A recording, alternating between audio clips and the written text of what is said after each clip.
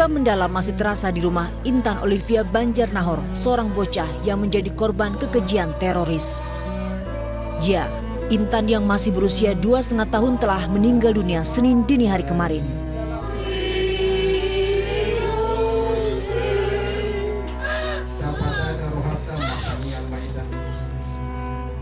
Sementara 3 teman sepermainan Intan, yaitu Trinity Hutahayan yang berusia 4 tahun, Alvaro Aurelis 4 tahun, dan Anita Cristobel 2 tahun, masih terus berjuang di bangsal Rumah Sakit Umum Daerah I.A. Muiz dan Abdul Wahab Syahrani Samarinda.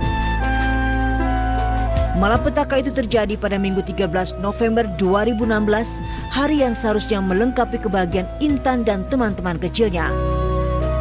Di gereja Okumene Samarinda, saat itu Intan Olivia ikut beribadah bersama kedua orang tuanya. Tapi semua lulu lantak tatkala Juhanda alias Juanda alias Jo, narapidana teroris yang masih berstatus bebas bersyarat, datang dengan membawa tas ransel berisi bom. Diduga kuat, Juanda hendak meledakkan bom tersebut di dalam gereja.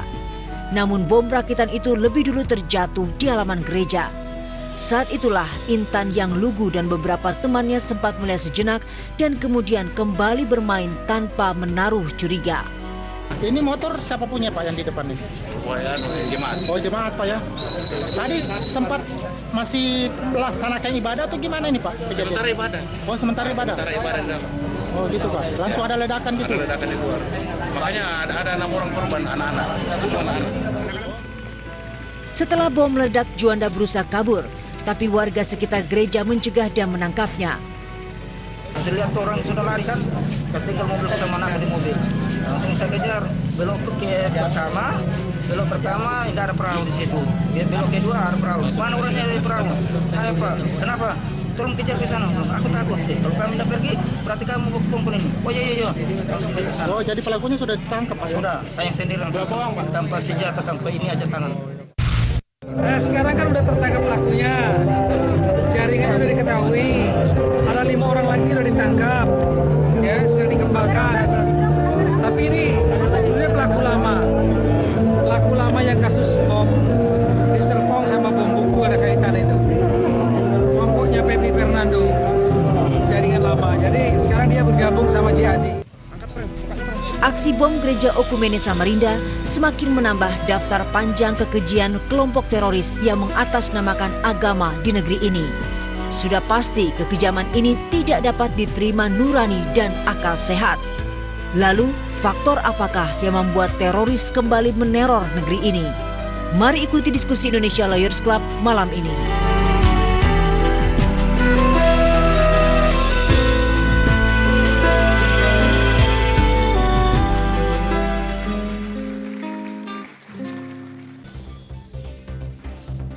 Indonesia Lawyers Club edisi malam ini hadir kembali dengan tema Intan. Hadirin dan pemirsa, kita sambut Presiden Indonesia Lawyers Club, Karni Ilyas.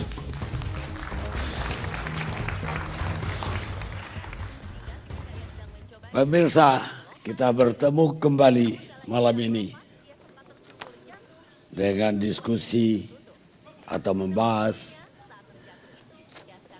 tragedi yang terjadi hari Minggu kemarin, yaitu bom di gereja Okumene Samarinda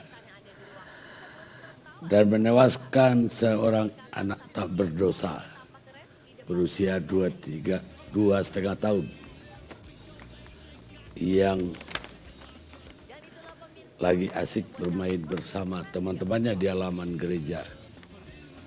Tapi sebelumnya, aplaus dulu untuk penyanyi Lea Simanjuntak.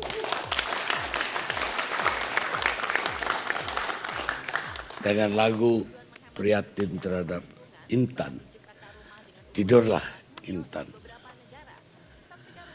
Kami atas nama Indonesia Lawyers Club mengucapkan ikut berduka cita atas meninggalnya Intan, dan semoga sekarang Intan sudah di sisinya, di sisi Tuhan Yang Maha Kuasa. Banyak yang mempersoalkan kenapa temanya jadi Intan. Di media sosial masih banyak yang berharap agar malam ini kita membahas penistaan agama oleh Ahok. Kasus Ahok dan penistaan agama, tuduhan kepada Ahok, itu sudah 2 kali kita siarkan. Dan tentu saja ada kejadian baru yang merusak kedamaian juga. Harus kita angkat malam ini, yaitu Intan.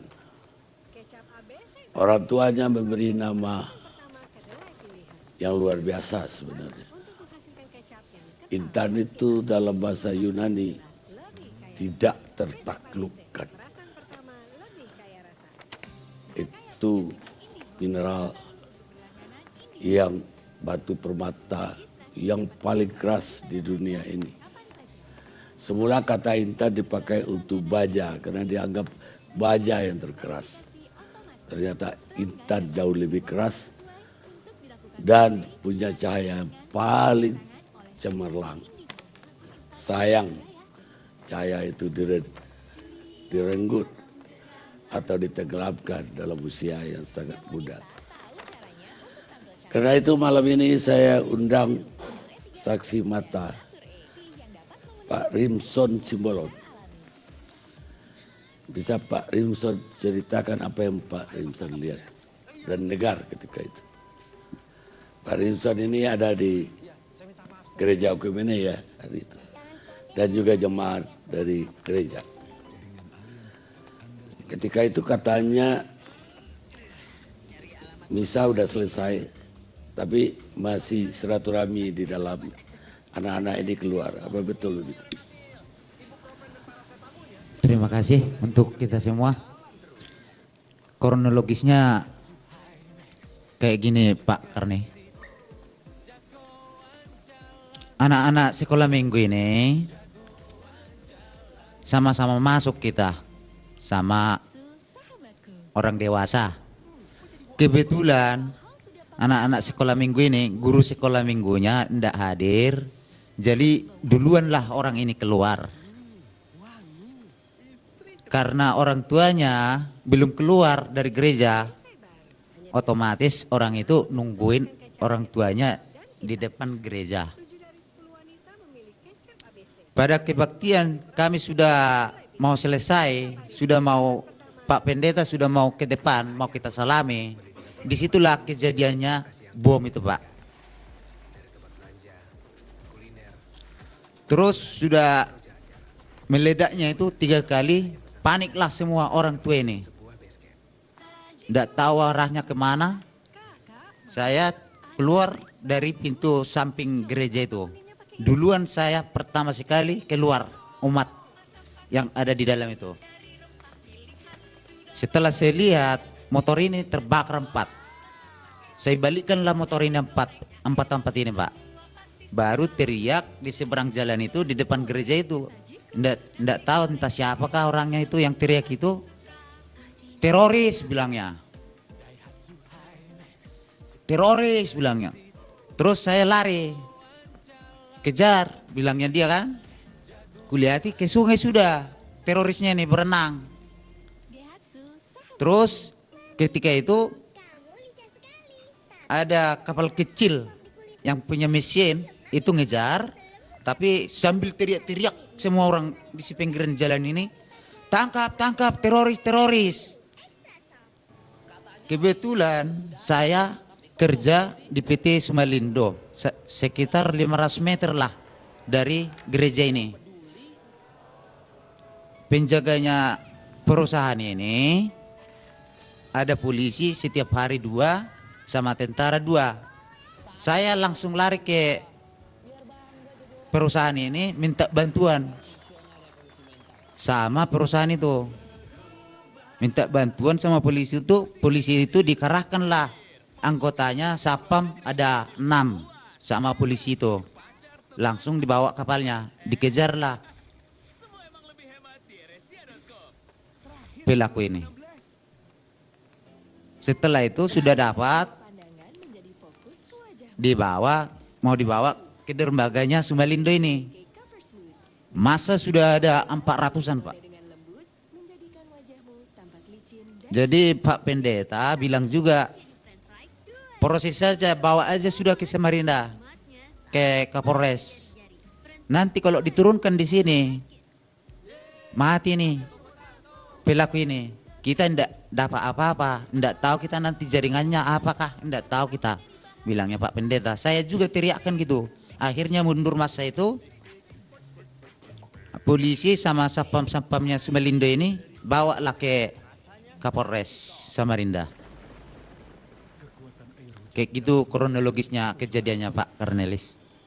Itu ketika itu kan tidak hanya Intan ya, ada 3 anak lagi yang sampai sekarang juga masih dirawat di rumah sakit. Keadaan anak-anak itu apa yang Pak lihat? Yang 3 ini yang luka ada 67% luka bakarnya Trinity. Alvaro ada 70. Kalau yang satu lagi 2 lagi. Satu kan Pak Trinity yang 68% ini luka bakarnya. Ya. Yang kedua Alvaro Sinaga. Ya. Itu kan ada 70%-an luka bakarnya itu Pak. Oh jadi selain dari Intan 2 anak lagi yang kena. 3 lagi Pak. Oh 3. Nah, yang satunya lagi Anita Christian. Itu ada 40% lah lukanya Pak. Enggak, ketika kejadian itu Bapak lihat seperti apa keadaan anak-anak? Nah, kita tidak bisa lihat Pak. Oh nggak bisa lihat. Gelap memang masuk ke apinya itu ke dalam gereja itu Pak. Oh, udah nggak kelihatan. Tidak ada kelihatan korban. Pak.